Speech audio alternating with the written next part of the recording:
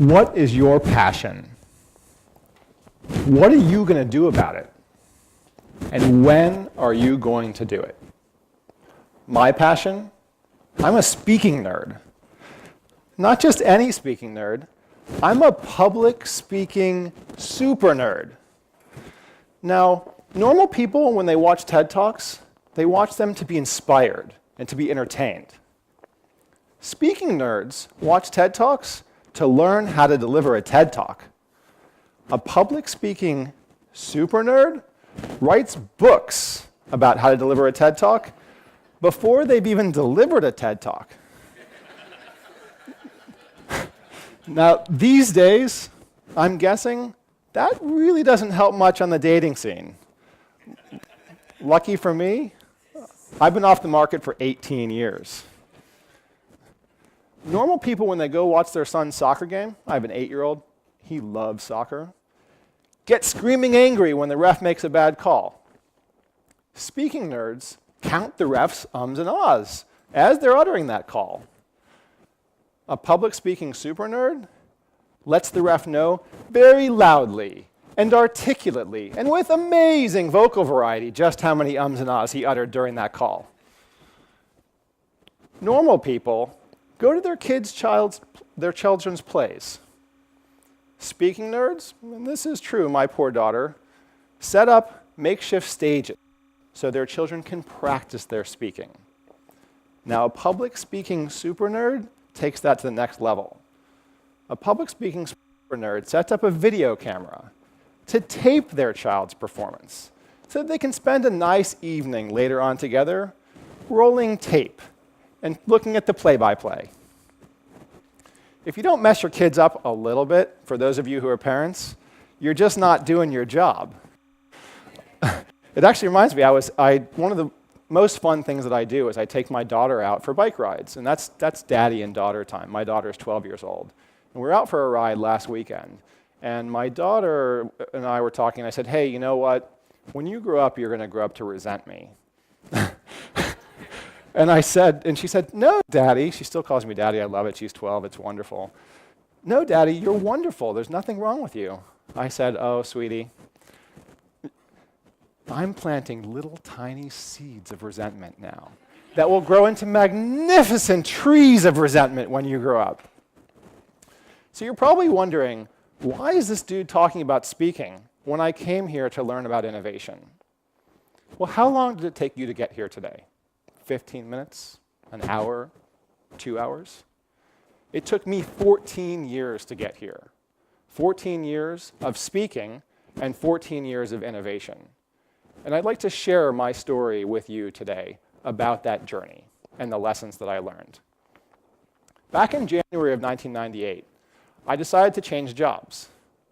I went from being a semiconductor engineer to being a semiconductor analyst. Now, for most of you, that probably does not sound like a very big change, but a semiconductor engineer gets to sit in his lair, programming away, messing around with his semiconductors, doesn't have to talk to anyone, doesn't have to present to anyone, doesn't need to be articulate, can be the perfectly settled introvert that he wants to be. Well, when I became a semiconductor analyst, within 2 weeks, I had to start meeting CEOs to talk to them about my ideas. And I knew things had to change for me. So I joined an organization called Toastmasters. Toastmasters is an organization of about 300,000 people helping each other become better speakers and become better leaders. And the first couple Toastmasters meetings I went to, I sat meekly in the back of the room, praying that no one would call on me to come up and speak. And two guys, a guy named Joshua Reynolds and a guy named Grant DuBois, finally, after a few meetings, said, Jeremy, you have to get up there. And I did. They dragged me kicking and screaming, and I got up there. And I didn't know what to do with my hands. And I didn't know what to say. And I was scared, and I was terrified, and every other word was an and an ah. I had never done anything like that. But these guys worked with me, and I spent the next 7 years growing little by little by little, getting rid of ums, getting rid of ahs, learning to use my hands. Today, we're not allowed to go past the little white line on the stage here. If I go here, apparently I die. I can go all the way over here. I want to move because I learned to move, but I'm here to day. Well, after about 7 years, I realized it's not just about me anymore. These guys gave me a gift that I want to pay forward. So I started, as I was sitting in audiences like this, every time someone would speak, I started writing speaker notes. And I would give those notes unsolicitedly afterwards to the speakers who were speaking. Now, I was kind of oblivious, and these people never really talked to me afterwards, and I should have known something about that. I was sitting in a conference, and there was a woman sitting next to me, and we were both taking an unusually copious amount of notes, really, really unusual, and we were taking those notes at the exact same time. And at some point, she looks over and she says, "What are you doing?" And I said, "I'm writing notes for the speaker." And she said, "Why are you doing that?" And I said, "Well, it's somebody gave me a gift, and I want to give that gift back to other people." And she started to look like she was angry. And I asked, "Well, what are you doing?" She said, "I'm doing the same thing, but they paid me to do this." So she was a little angry I was doing it, but she was also curious that I would give this constructive feedback, because she didn't want to give constructive feedback to her speaker. She just wanted to give encouraging feedback to them. Well, I went home to my wife that night, and I asked my wife, am I alienating people? I'm trying to express my passion, but am I actually doing the wrong thing? And that was one of the first lessons for me, is my wife taught me, you have to be yourself. You have to express your passion. And when you express a passion that helps other people more than a passion that helps yourself, that's when the greatest room for innovation is. That's the greatest gift that you can give. And that really sunk in. And I decided from that day forward I would continue to do it. And there's a few of my friends in the room, thank you for coming today. These folks know that every time they speak, I'm going to give them a piece of paper that tells them what I think they're great at. And I'm going to give them a little bit in there, that little seed of resentment, maybe that I'm planting with them, of what they can do better. Now, irritating speakers one by one came to a point that it wasn't enough for me. I wanted to irritate massive numbers of people. And I decided to build a website called Speaking Sherpa, where speakers could upload themselves speaking and get evaluated by anybody. And if you've ever tried to start a new business, even a social venture, you get really excited. You go find a name, and if you can get that domain name and it's not taken, that's like nirvana, because everything's gone. Got the site, got business cards, got a phone number, got a P.O. box. And then I said, hey, I was an engineer, I can program this. And I started programming away. But I wasn't a programmer anymore. And when I program, something really terrible happens to me. I dream in code. Now, programmers might think dreaming in code is great, because that's like double the productivity. But when you're not a programmer, that's a nightmare. You want to sleep, you don't want to dream in code. And that's when I learned another lesson, which is I had learned this great time management framework from David Allen's book, Getting Things Done. Fantastic book.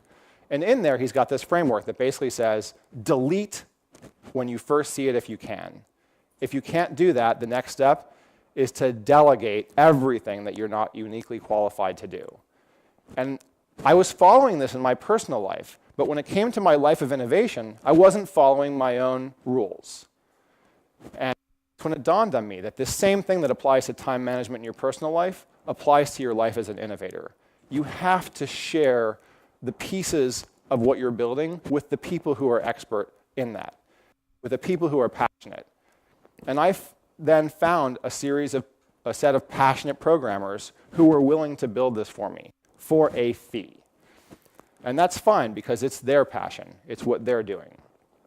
So I wrote out this great big punch list of things to do. I've been involved in new product development for a while in my various jobs. I wrote out this big punch list, shipped it over to them.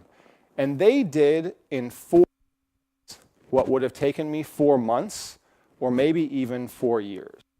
And I thought it was so cool. And I tested 20-second videos and 3-minute videos, and everything was working great. Sent my final check over to them. $3,000, and that hurt. And 3 days later, I discovered that once you pass a 2-minute video, the whole site crashed. I tried reaching out to them, but as you would expect, this particular part of the story ends.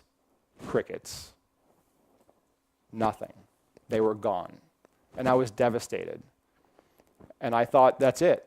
I just spent all the money I had to do this. I spent all my energy on this.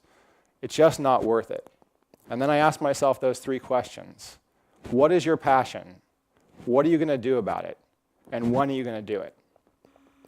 And I picked myself up, I dusted myself off, and then I went trying to find someone else who would be able to help me. And I discovered that the language that these people had coded my Speaking Sherpa site in was an esoteric hacker language. And none of my friends knew what it was and how to use it. And an acquaintance of an acquaintance of an acquaintance knew how to do it. And this guy who took it on is an entrepreneur in the mobile sector. He's passionate about mobility. He's passionate about security. He's passionate about technology. But even more so, inside of him, like inside of you, is a social entrepreneur. And although he's not a speaker, he wants to help spread social innovation. And he took this on, and I said, how much can I pay you? And he said, you don't have to pay me anything. And I was trying to find ways. I took him out for pizza, anything. I would do anything for him. I recommended him as a speaker for this TEDx event, actually. Anything I could.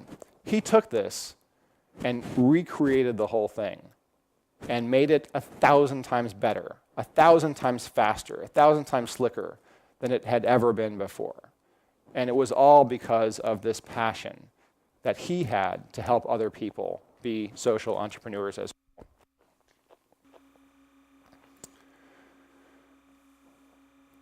After I launched the site, I thought I had this great technology. It's in the Amazon cloud, it goes super fast.